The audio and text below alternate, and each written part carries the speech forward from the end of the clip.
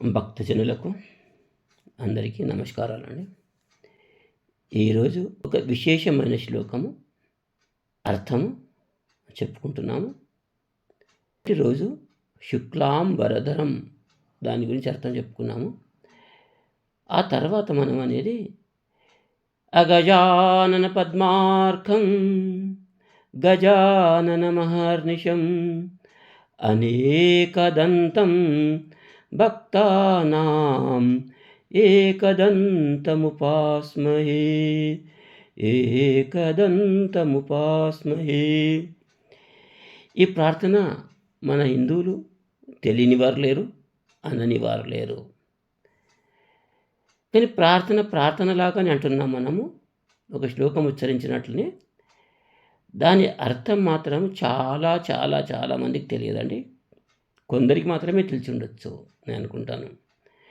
అదే దాని గురించి ఈరోజు అర్థం చెప్పాలి. ఆ గజానన అంటే ఆ శ్లోకం యొక్క అర్థం చెప్పాలని నేను తలుచుకున్నాను.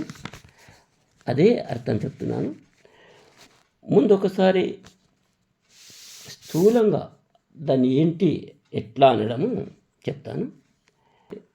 సూర్యుడు పద్మానికి వికసింపచేసినట్లు పార్వతీదేవి ముఖాన్ని వికసింపజేయువాడా, భక్తులకు అడిగిన కోరికలన్నీ తీర్చువాడా, ఏకదంతా నీకు అహర్నిశలు అంటే రాత్రింబగళ్ళు ఉపాసింతునయ్యా. ఇది దీని అర్థం. ఒక్కొక్క ప్రతిపదార్థం చెప్తాను. అంటే ఇది నేను అన్నట్టు యాజిటీస్గా మీరు రాకపోవచ్చు. అందులో కొద్దిగా తెలుసుకోండి, నేను చెప్తాను. ఒక్కొక్క ప్రతి పదార్థం చెప్తాను చూడండి. అగజానన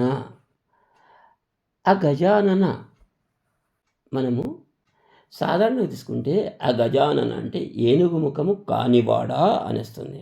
ఆ తర్వాత గజానన అంటున్నాం. మరి అంటే ఏనుగు ముఖం వాడా, ఏనుగు ముఖం గలవాడా, ఈ రెండిటికి భిన్నమైన అర్థాలు వస్తున్నాయి. కాబట్టి జాగ్రత్తగా గమనించి అగజానన కాకుండా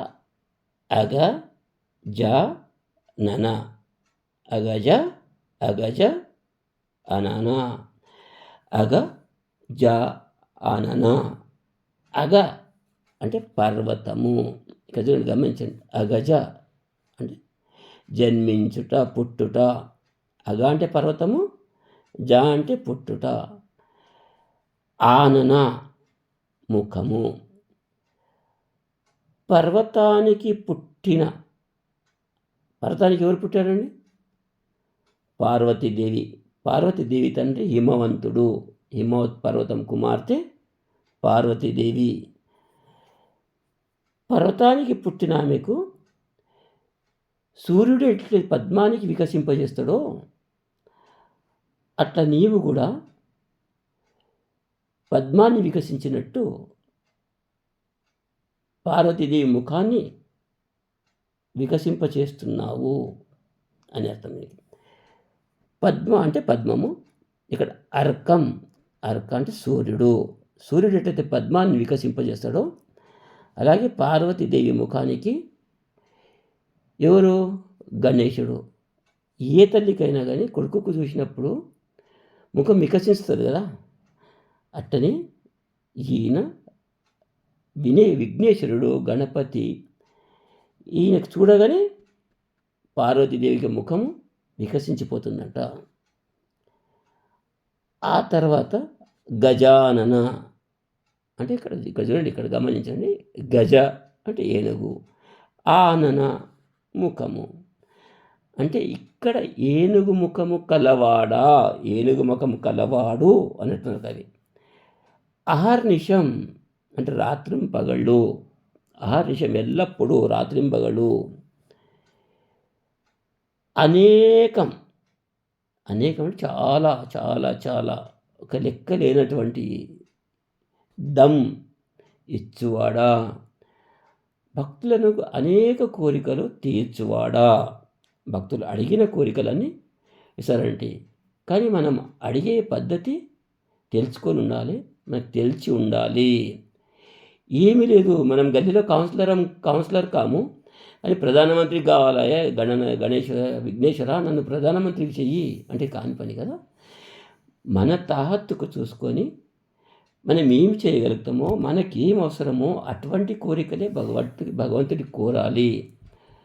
ఉన్న పళంగా నేను కోటేశ్వరుడు కావాలి, 90 సంవత్సరాల వయసు వచ్చినాక నేను ఇంకా 50 సంవత్సరాలు బతకాలి అని భగవంతుని కోరుకోవడం అట్లా కాదు, సరికాదు. అప్పుడు ఆ సమయం లోపల భగవంతునికి ఏమి కోరుకోవాలనో, మనం ఏమి కోరుకుంటే బాగుంటుందో, ఎప్పుడు కూడా భగవంతుడికి కోరుకునేది డబ్బు ద్రవ్యము కాదండి. భగవంతుడా, ఎల్లప్పుడూ నా మనసు నీ చరణంలో ఎందు ఉండేటట్టు చూడవయ్యా, నాకు ఆశీర్వాదం ఇయ్యి. ఎవరైనా కోరుకునేది భగవంతుడికి ఇదే కోరుకోవాలి, కానీ డబ్బు, ఆస్తి, బంగళా, కారు ఇవన్నీ కోరుకోవద్దండి భగవంతుడి. అంటే అవన్నీ మనము కష్టపడి సంపాదించుకోవచ్చు. మన బుద్ధి ఎల్లప్పుడూ భగవంతుని ఎడలుంటే మనకు ఇదే జన్మ కడతేరిపోతుంది, అంటే మనకు మోక్షం దొరుకుతుంది. దాని అర్థం అనేక దమ్, ఇక్కడ అనేక దంతం అనగా అనేక దమ్ అంటే అనేకమైన వరాలు ఇచ్చువాడు. తమ్ అటువంటి అటువంటి తమ్ అంటే అటువంటి కానీ కానీ భక్తానాం భక్తజనులకు ఇక ఏకదంతం ఒకే దంతము కలవాడా అంటే గణేశుడికి 2 దంతాలుండే, ఒక దంతము ఒక కారణ నిమిత్తము విరగొట్టేశాడు. అది ఇప్పుడు చెప్తుంటే చాలా పెద్దగా అవుతుంది వీడియో, అది ఇంకొకసారి చెప్తాను. ఎందుకు ఒక దంతం విరగొట్టవలసి వచ్చింది గణేశుడికి, ఎందుకు ఒక్క దంతం మిగిలిపోయింది అనడం. ఉపాస్మయే నేను భజించుచున్నాను. పర్వత కుమార్తె ముఖాన్ని సూర్యుడు పద్మాన్ని వికసింపజేయునట్లు వికసింపు గణేశ గజముఖుడా, భక్తులకు అడిగిన కోరికలన్నీ తీర్చు గణేశ, అటువంటి నీకు నేను రాత్రింబగళ్ళు ఉపాసిస్తాను. ఇది దాని అర్థం.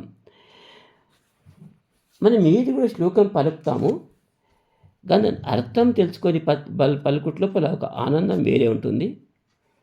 అర్థం తెలిసినప్పుడు పలకడం కూడా చాలా సునాయాసంగా పలకొచ్చు.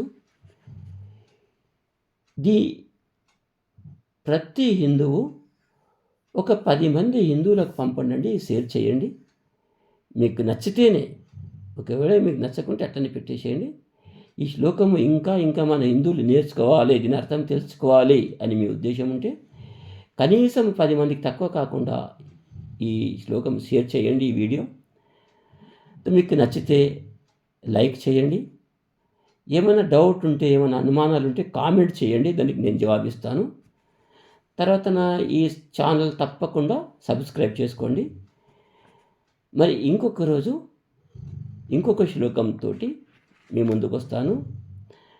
అదే వక్రతుండ మహాకాయ అనే శ్లోకం అర్థం చెప్తాను. మరి ఈరోజు ఇంతవరకు శ్లోకం చెప్పి దీని అర్థం చెప్పి నేను ఆపేస్తున్నాను. అందరికీ నమస్కారం.